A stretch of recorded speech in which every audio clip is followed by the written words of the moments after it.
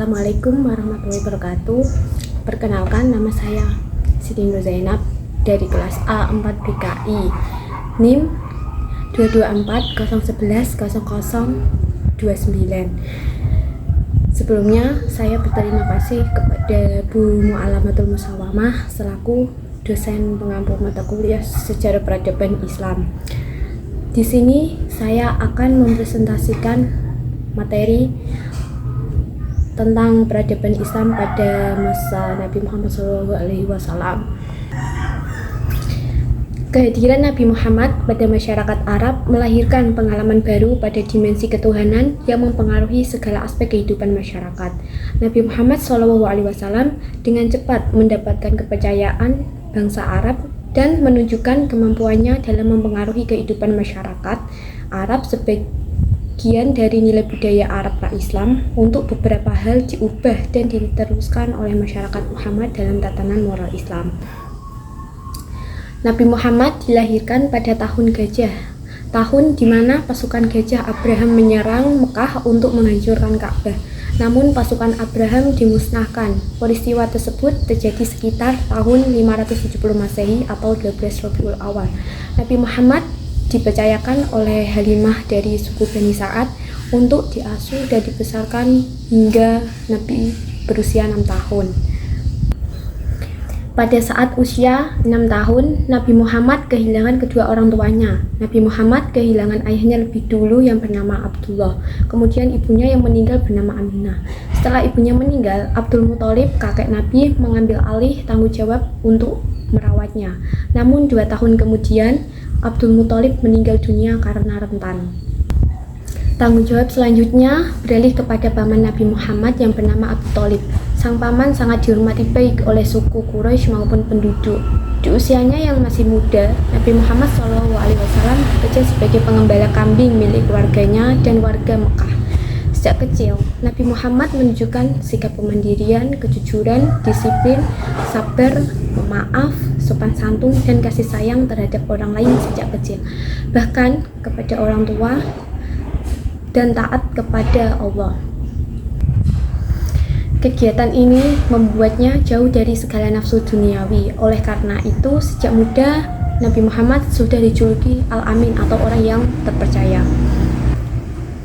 Ketika Nabi Muhammad berusia 25 tahun, Nabi Muhammad pergi ke Syam dengan membawa barang dagangan saudagar wanita kaya raya yang sudah lama telah menjanda bernama Khadijah.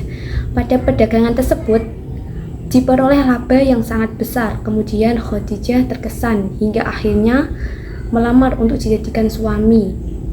Setelah itu menikahlah Nabi Muhammad yang waktu itu berusia 25 tahun dengan Khadijah yang sudah berusia 40 tahun. Melihat moral masyarakat yang kacau, ia banyak pergi ke Gua Hira untuk kontemplasi. Peristiwa yang paling penting terjadi pada saat Nabi Muhammad berusia 35 tahun, di mana waktu itu bangunan Ka'bah rusak berat sehingga perbaikan pada bangunan Ka'bah dilakukan dengan cara gotong royong dan penduduk Mekah membantu dengan cara sukarela. Tetapi pada saat terakhir mengangkat dan meletakkan batu Hajar Aswad di tempat semula terjadi perselisihan. Perselisihan tersebut disebabkan bahwa setiap suku merasa berhak melakukan tugas akhir dan terhormat itu. Perselisihan tersebut semakin memuncak.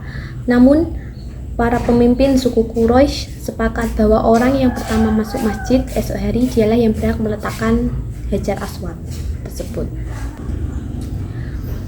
Tetapi tidak ada satupun yang masuk masjid dulu kecuali Nabi Muhammad. Oleh karena itu, Nabi Muhammadlah yang berhak meletakkan Hajar Aswad ke tempat semula. Dengan sikap kearifannya, Nabi Muhammad membentangkan sorbannya dan meminta seluruh kepala suku memegang tepi kain itu, kemudian meletakkan bersama-sama. Menjelang usianya yang 40 tahun, turunlah wahyu pertama, yaitu surat Al-Alaq ayat 1-5. Pada tanggal 17 Ramadan 611 Masehi, malaikat Jibril muncul di hadapannya menyampaikan wahyu Allah yang pertama yang berbunyi, bacalah dengan nama Tuhanmu yang telah mencipta. Dia telah menciptakan manusia dari segumpal darah. Bacalah, dan Tuhanmu Maha yang mulia. Dia udah mengajar dengan kalam. Dia telah mengajar manusia apa yang tidak mereka ketahui. Quran surat Al-Alaq. Nabi Muhammad juga disebut sebagai Nabi yang ummi, dalam arti tidak membaca dan menulis. Nabi yang ummi merupakan mukjizat dari Allah untuk menunjukkan bahwa Al-Quran benar-benar dari Allah, bukan karangan dari Nabi Muhammad. Dalam budaya Arab, ummi tidak hanya bermakna tidak bisa membaca dan menulis. Fase kenabian Nabi Muhammad dimulai sejak beliau menyepi di Gua Hira. Di Gua Hira, Nabi Muhammad menerima wahyu pertama berupa surat Al-Alaq. Dengan wahyu pertama inilah Nabi Muhammad diutus menjadi nabi, tetapi belum diperintahkan untuk menyeru kepada umatnya. Namun setelah turun wahyu kedua, yaitu surat Al-Mudaththir ayat 1-7, Nabi Muhammad diangkat menjadi rasul yang harus berdakwah. Masa kenabian berlangsung selama 22 tahun atau 23 tahun sejak beliau menerima wahyu pertama kali, yaitu 17 Ramadan 13 tahun sebelum Hijriah, sampai dengan wafatnya pada tanggal 12 Rabiul Awal 11 Hijriah. Dakwah Nabi Muhammad dibagi menjadi dua periode, yaitu periode Mekah dan periode Madinah. 1. Periode Mekah. Ciri pokok dari periode ini adalah pembinaan dan pendidikan tauhid. Untuk menyebarkan ajaran Islam, beliau tidak langsung menyebarkannya secara terbuka, namun dilakukan dengan beberapa cara. Ada dakwah Nabi di Mekah, yakni secara rahasia, terang-terangan, dan dakwah keluar wilayah Mekah. Sarana dakwah Nabi di Mekah ada dua. Pertama, sarana fisik meliputi Masjidil Haram, Bukit Sofa, rumah tabik terbuka, dakwah bilhal, melakukan ta'akhi atau mempersaudarakan sesama muslim.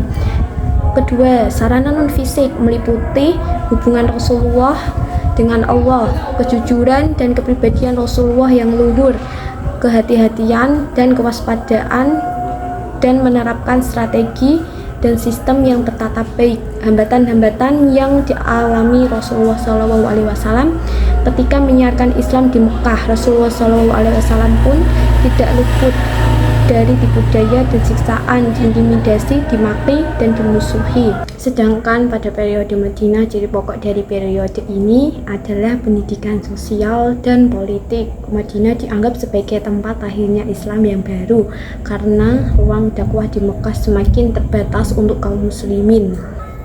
Dakwah Nabi Muhammad SAW di Madinah diawali dengan hijrah sebagai metode dakwah.